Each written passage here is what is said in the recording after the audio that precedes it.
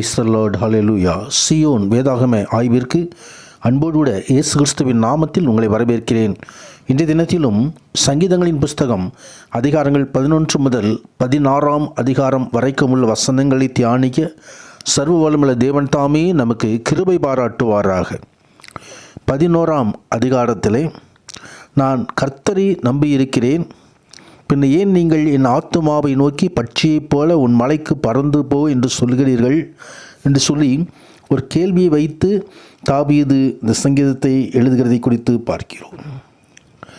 கர்த்தரை நம்பியிருக்கிறவனை நோக்கி சில கேள்விகள் எழுப்பப்படும்.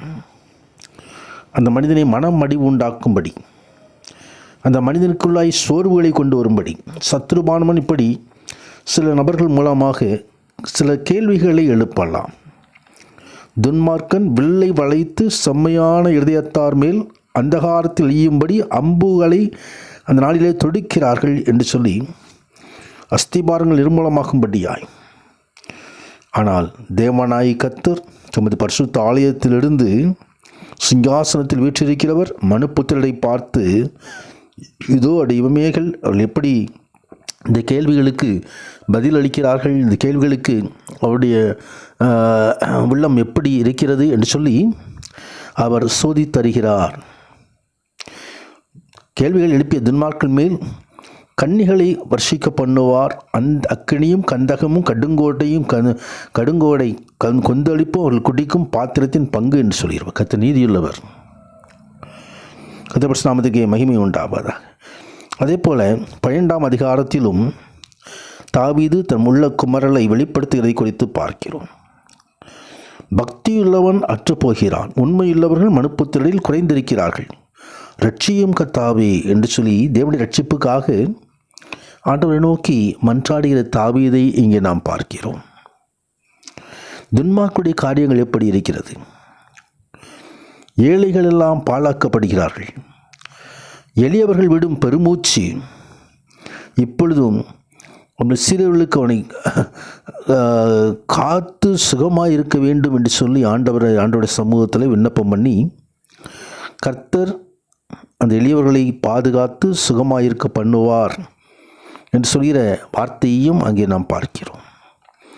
கர்த்தருடைய வார்த்தைகள் மண் குகையில் 7 தரம் உருக்கி புடமிடப்பட்ட வெள்ளி கொப்பான சுத்த சொற்களாக இருக்கிறது. அந்த வார்த்தையை நாம் பற்றிக்கொள்ள வேண்டும். கர்த்தருடைய வார்த்தைக்கு நாம் முதலிடம் கொடுக்க, வசனங்களை நாம் பற்றிக்கொள்ள வேண்டும். அந்த வார்த்தைகளிலே தேவ மகிமை உண்டு. கர்த்தர் பரிசுத்த மகிமை உண்டு. தொடர்ந்து 13 அதிகாரத்திலும் கர்த்தாவே எதுவரைக்கும் என்னை மறந்திருப்பீர், எதுவரைக்கும் உடைய முகத்தை எனக்கு மறைப்பீர் என்று சொல்லி நெருக்கத்திலே இந்த சங்கீதக்காரர் போகும் பொழுது கர்த்தரை நோக்கி கூப்பிடுகிறதை குறித்து பார்க்கிறோம். இடத்திலே சஞ்சலத்தை நித்தம் வைத்து எதுவரைக்கும் என்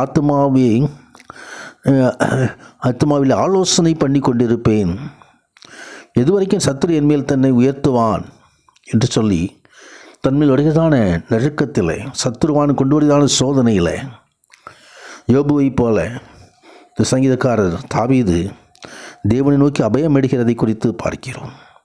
ஆனாலும் அந்த சங்கீதக்காரனுடைய அங்கலாய்ப்புக்கு ஒரு முடிவை இந்த சங்கீதத்தின் முடிவு காட்டுகிறார். கர்த்தர் எனக்கு நன்மை செய்தபடியால் அவரை பாடுவேன். பலவிதமான நெருக்கத்தில் இருக்கிற ஒவ்வொருவருக்கும் சர்வ வல்லவர் அவைகள் எல்லாவற்றையும் நன்மையிலே முடிய பண்ணுவார். யோசேப்புக்கு தீமைகளை இழைத்தபோது அந்த தீமையை நன்மையாக மாற்றினார். தீமையை நன்மையாக மாற்றுகிறவர். 14வது சங்கீதத்திலும் தேவன் இல்லை என்றும் மதிகட்டவன் தன் இடத்தில் சொல்லிக் கொள்கிறான் என்று சொல்லி, இதே விதமாக 53வது சங்கீதத்திலும் இதே வார்த்தைகள் அதிகமாக வருகிறதை நாம் பார்க்க முடியும்.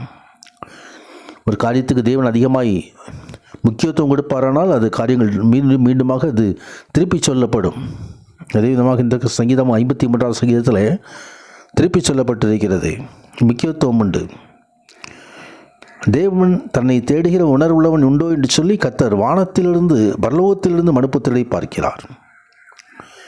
கர்த்தர் பரிசுத்த தன் ஆண்டுடைய பிள்ளைகளை பட்சிக்கிற காரியங்கள், அக்கிரமக்காரருடைய காரியங்கள் எல்லாவற்றையும் தேவன் பார்த்து கொண்டு தான் இருக்கிறார். கர்த்தர் நீதிமானோடே அந்த சந்ததியோடே தங்கியிருக்கிறார். சிறுமைப்பட்டவனுக்கு கர்த்தர் அடைக்கலமாக இருக்கிறார். கர்த்தர் பரிசுத்தநாமத்துக்கு மகிமை உண்டாவது.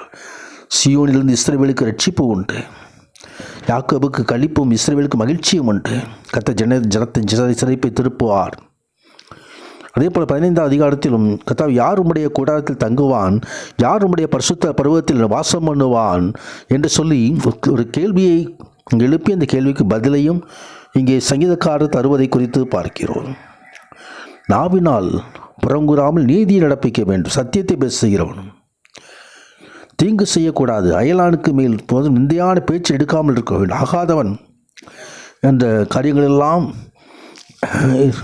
அப்படிப்பட்டவர்கள் தான் கர்த்தரோடு நிலைத்திருப்பார்கள். 16வது சங்கீதத்திலும் தேவனே என்னை காப்பாற்றும் நம்பியிருக்கிறேன் என்று சொல்லி கர்த்தரை நோக்கி கையெடுக்கிற காரியத்தை குறித்து பார்க்கிறோம். கர்த்தர் எனக்கு முன்பாக எப்பொழுதும் வைத்திருக்கிறேன், கர்த்தர் என் பாத்திரத்தின் பங்குமானவர். என் ஆத்துமாவை பாதாளத்தை விடீர். ஜீவ மார்க்கத்தை ஸ்தாபிக்கு தெரியப்படுத்தினவர் நமக்கும் தெரியப்படுத்தி இருக்கிறார். அந்த ஜீவ மார்க்கத்தை பற்றி கொள்வோம், வசனத்தை பற்றி கொள்வோம். கர்த்தர் மகிமையான காரியங்களை செய்வாராக. அவருடைய சமூகத்தில் ஆனந்த பரிபூர்ண ஆனந்தம், அவர் வலது பாரசத்தில் நித்திய பயன்பம் அருமையான தியானத்தில் பங்கு பெறுகிற ஒவ்வொருவருக்கும் உண்டாயிருப்பதாக. ஆமேன், ஆமேன்.